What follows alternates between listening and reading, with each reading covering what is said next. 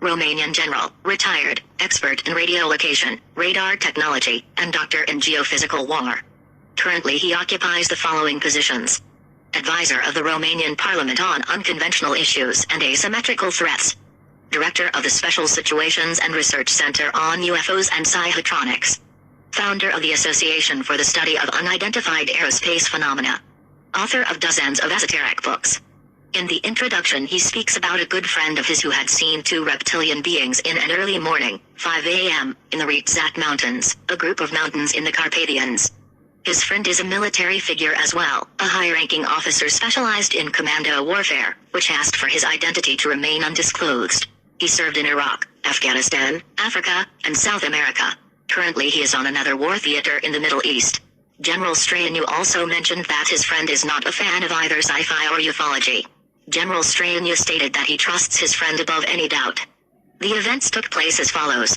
The high-ranking officer, let's call him Colonel X, was driving back from a short camping trip, which he took alone in the mountains. He was closing to Bucharest, Romania's capital city, when his car signalized that it was low on gas, so he pulled into a small rural gas station. It was 5 o'clock to 5:10 a.m., so nobody was around. Colonel X noticed a khaki Hummer with black windows parked outside the gas station with the engine on, but nobody around it. After filling up his tank, he paid and headed back to his SUV. But then he noticed that the driver's door of the Hummer was opened and inside it he saw a reptilian being. The reptilian had no clothes but it was wearing military boots. It was entirely covered with green scales, just like a crocodile, and had a lizard-type crest on the head. The reptilian saw Colonel X, then he got out of the car unhindered, while still staring at him. He directed some sharp sounds at someone from inside the car, this time looking irritated, then got back at the wheel and quickly drove away. The car had no license plates, either on the front or back. Colonel X appreciated the reptilian to be 2.0 meters, 78.7 inches, high, with yellow eyes and cat-type slits. The colonel looked around to see if someone else had witnessed the event, but he was alone. Then he noticed the gas station's video camera. Unfortunately, the salesman told him that the camera was just for decoration and had no practical use, other than scare any potential robbers.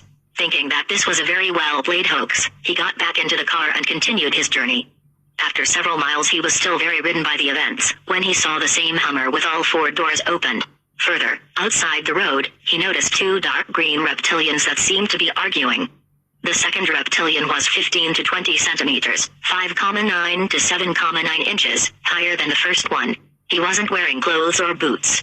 He had lizard-type feet and unlike the first one, he had a tail. On the street, trucks were passing by in both directions and the drivers were pointing at the creatures, but nobody pulled over. Then, Colonel X got his mobile phone out and took several photographs of the reptilians that were totally careless of this event. After 3-5 minutes, the 2 reptilians got back into the car and drove back in the direction they initially came from, with high speed. The colonel looked again at the pictures from his mobile phone and rushed for Bucharest in order to contact General Stranu and together decide what to do with the astonishing pictures. Back in Bucharest, the phone was clearly showing 11 pictures, but all of them were completely green. Together with General Stranu, they headed to a phone service company that couldn't help them either. It was like the colonel photographed a bright green light. For 2 weeks they analyzed the story in great detail and searched for witnesses, but all efforts ended up in failure. General Emil Stranu concluded, "Only one thing is sure, we live in a world that we only think we know, having a false impression that we are its masters. In fact we are only subtenants in transit, on a planet that never belonged to us and having no idea what our purpose really is."